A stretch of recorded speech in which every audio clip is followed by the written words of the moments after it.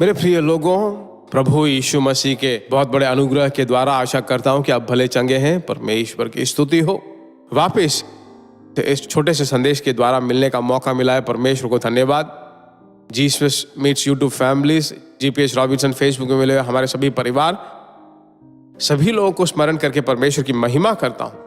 आज के दिन परमेश्वर के द्वारा दिया गया एक वचन मेरे पास है जो मैं आपको देना चाहता हूं।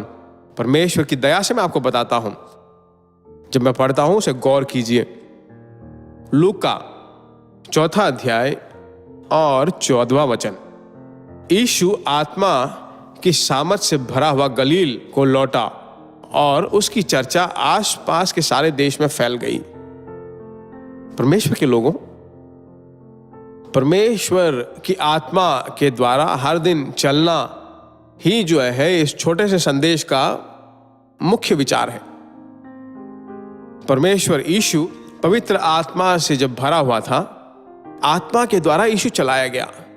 लूका 4 अध्याय के पहले वचन में आप उसे देख पाते हैं।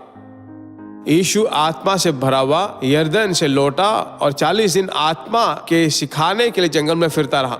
कभी कभी आत्मा में भरकर प्रार्थना करके उपवास, उस स्पिरिचुअल एक्टिविटीज के साथ जब हम रहते हैं तो तुरंत अचानक अपसेट होकर, उसका मतलब क्या है? एक जंगल का मतलब मालूम है ना, कष्ट, मुसीबतें, परेशानियां, वही जंगल का अनुभव है।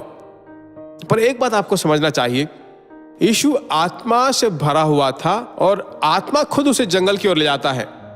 तो दिन रात उपवास में रहकर वो प्रार्थना करता है।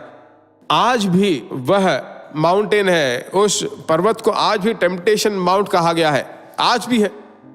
परमेश्वर के लोगों, यीशु जंगल में 40 दिन रात उपवास रहकर प्रार्थना करता है। वहीं पर शैतान आता है और वह उसकी परीक्षा करता है। मेरे प्रिय परमेश्वर के लोगों, आज मैं आपको बताता हूं, जब आप प्रार्थना करते रहोगे, अभिषेक में भर भर कर जब करते रहोगे तो परीक्षाएं बढ़ती रहेंगी। पर एक बात आप समझ जाइए, लूका 4:1 में पवित्र आत्मा यीशु को जंगल में ले गया, परीक्षा शुरू हुआ, परीक्षाएं आरंभ हुई। क्या पूरे जीवन भर रहा? नहीं। उसी 14वें वचन में हमने पढ़ा, यीशु आत्मा की सामर्थ से भरा हुआ गलील को लौटा और इसकी चर्चा आसपास के सारे देश में फैल गई। तो इसका मतलब क्या, मैं इसे कैसे बताऊं? 4:1 में जो है जंगल में जाता है, 4:14 में जो है उसका जंगल का अनुभव खत्म हो गया। तो जंगल का अनुभव निरंतर अनुभव नहीं है। परमेश्वर के द्वारा दिया गया भविष्यवाणी का वचन यही है। तो आज जो समस्या है, जो परेशानी है, उसे लेकर अपसेट मत होइए। जंगल निरंतर नहीं रहेगा। पहले वचन में जंगल का अनुभव है, 14वें वचन में बाहर आ जाता है। परमेश्वर उसे बढ़ाता है, उसकी प्रशंसा करता है। परमेश्वर आपकी महिमा करेगा। परमेश्वर में और साहस से रहिए। जो अभी परिस्थिति है उसमें डरो मत, बिल्कुल वैराग्य से जिए। मैं आपके लिए प्रार्थना करता हूं। प्यारे प्रभु यीशु के नाम से आत्मा में भर भर कर प्रार्थना करने वाले सभी लोगों को जब अपसेट हो जाते हैं, कभी कभी निराश हो जाते हैं पिता, पर उस निराश के बाद एक महानता है, एक बढ़ोतरी है, एक आशीष है, एक ऐसी सच्चाई आज के दिन हमें प्रकट किया है। इसी तरह धन्यवाद हो, तेरी स्तुति करते हैं। मारा का कड़वापन कैसे मधुर हो गया, ठीक उसी तरह तेरे बच्चों के कड़वापन मधुर में बदल जाए। शांति का परमेश्वर सदा उनके साथ रहकर, हे परमेश्वर, आज पूरा दिन पवित्र आत्मा के द्वारा चलाए जाए। परिवार के सभी लोगों पर तेरा अनुग्रह बना रहे। यीशु के नाम से हम मांगते हैं, हे पिता, आमीन।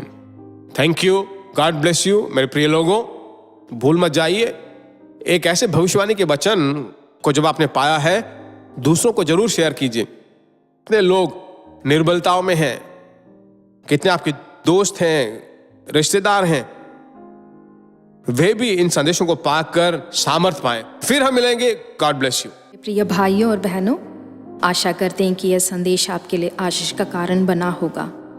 और ऐसे संदेशों को सुनकर आशीष पाने के लिए जीसस मीट्स मिनिस्ट्री नामक हमारे यूट्यूब चैनल को सब्सक्राइब करें और प्रार्थनाओं और सलाह के लिए हमें संपर्क करें। हमारा फ़ोन नंबर 9841252836 और 7299546363। Email gbsrobinson@hotmail.com। परमेश्वर आपको आशीष दे।